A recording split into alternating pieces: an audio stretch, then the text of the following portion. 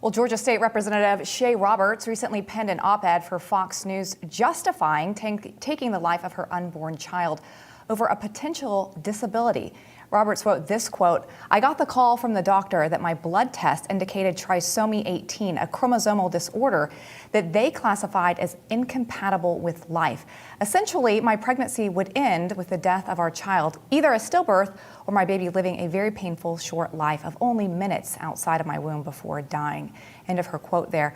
Well, our next guest family is a beautiful testament to how children with trisomy 18 are in fact compatible with life and, of course, deserving of life. Joining us now is former Pennsylvania Senator and senior political analyst at Newsmax, Rick Santorum. Senator, welcome to the show. Thanks, Lindsay. I have goosebumps talking about your daughter, Bella, who has trisomy 18. Yeah. And your wife, Karen, actually wrote an op-ed in response to Representative Roberts. Yeah. Asked to put it up at Fox. They said no. They said no. I want you to tell me first about Bella and in her life. The reason my wife, Karen, wanted to respond is because, quite contrary to the picture that the representative tried to paint, not every child with trisomy 18 is doomed to pain and death. And in fact, many children with trisomy 18 are alive and well today in America and living lives of love and joy and bringing joy to their family. And Bella, our daughter, is principal among them. She's 14 years old. She is the center of our family. She is the rock of our family. We always say Bella knows every family secret because we all can tell her. Bella doesn't talk, but she does. And people say, well, she doesn't walk, she doesn't talk, but she loves and can be loved, and she is the heart of our family. She's what makes it go. And all the kids said that it's okay for mom and dad for Bella to be the favorite kid because she's our favorite sibling.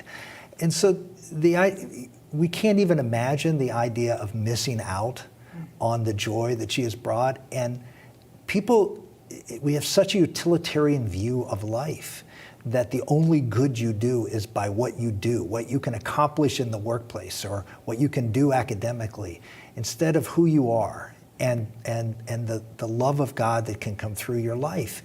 And we wrote a book, Karen and I wrote a book a few years ago called Bella's Gift, and each chapter in the book starts out, love is, because Bella taught not just us, but our friends, our family, the meaning of love in so many different ways by her journey in life. So don't measure people by what they do. Accept them as the gift from God that they are for as long as you have them. And Bella's 14. She may not be here to 15, but the beauty of just accepting the gift and loving the gift for as long as you have the gift. You know, Representative Roberts, her doctors are the ones who advised her to end the life of her unborn child. The interesting thing is she talks about how it was a hard decision, how this was a child. When you think about this is really eugenics at work, saying that someone's life doesn't have value, as you mentioned, if it is qualified to what you attribute value to. The interesting thing is Representative Roberts talks about how she wants her constituents to have the same choice that she had many years ago. But when you look at the science, Senator, even the FDA recently this year came out and said these genetic tests oftentimes are not accurate. Mistakes. The percentage of times they're accurate is very, very low.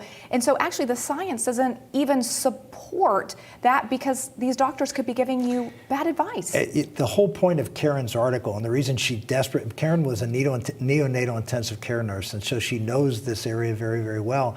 And she didn't write an article, if you read it on Newsmax, it's not an article condemning the representative for having an abortion. It's condemning the doctors for the way they treat children with disabilities. And you're right, they could make mistakes, but even if it's not a mistake, even if there is a genetic disability, as Karen says in the op-ed, if your child was diagnosed not 4 months into pregnancy, but 4 months after she was born, would you say, oh, well, we're going to kill the baby, we're going to kill this little girl because she's going to die eventually? Or, well, we're all going to die eventually. And the idea is to respect the dignity of that person. And for doctors, as our doctors did, our doctors were unbelievable. There's this doctor at Children's Hospital in Philadelphia who said to us, we want to give every child a chance. We don't know whether that child's going to live one day or 100 years, but we want to give every child treat them with dignity and give them the chance at life. And that's what we are just so thankful for, those doctors who believed in that code. That used to be the moral code of all doctors, which is to do no harm, but to treat every life with dignity, to give every child the care that they need, no matter what they can do in life, because it matters more who you are than what you do. Parents who may be getting advice from a doctor right now where they have had a genetic test and they've gotten bad news, what would your advice be to them? Look, we are very blessed to have had Bella for 14 years, but we had a genetic test done, and we had a little boy back in the late 1990s who was born and only lived 2 hours. And so we know what it's like to lose a child who born and died. But we gave him a chance. And we loved him for the 2 hours we had with him. We always say he had a life that he only knew love, that all of us could live lives that all we knew is love. Get back to understanding the gift and accepting the gift that God gives you.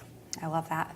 Thank you for sharing your story of Bella with our viewers, and thank you for Newsmax to sharing this with our viewers as well. Unfortunate that Fox didn't want to publish this story, to put this story out there to counter what Representative Roberts is saying. The idea that they would publish a story that is in praise of eugenics and not publish a story of someone who's lived it is a very sad statement of the state of Fox News today. Senator Santorum, thanks for being here with us today. Thank you. Hey guys, it's Rob Carson. I want to tell you about the Patriot Gold Group. But first, let me tell you that the S&P has already lost $8.2 trillion in 2022. Did you know that? Peak inflation is not even hit despite the Fed rate hikes on groceries, on gas. You know it as well as I do. Morgan Stanley and Goldman Sachs are warning of another 20% drop. Inflation is winning in a knockout right now. The Fed is going to raise rates again at the end of July. Meanwhile, Goldman, Wells Fargo, and Bloomberg are all forecasting gold to surpass all-time highs. If you want to invest in gold, call 888-936-2373 now. Call the Patriot Gold Group today and ask about their no-fee-for-life IRA. Sounds like a good deal, don't it? Here's the number, 888-936-2373. 888-936-2373 for the Patriot Gold Group.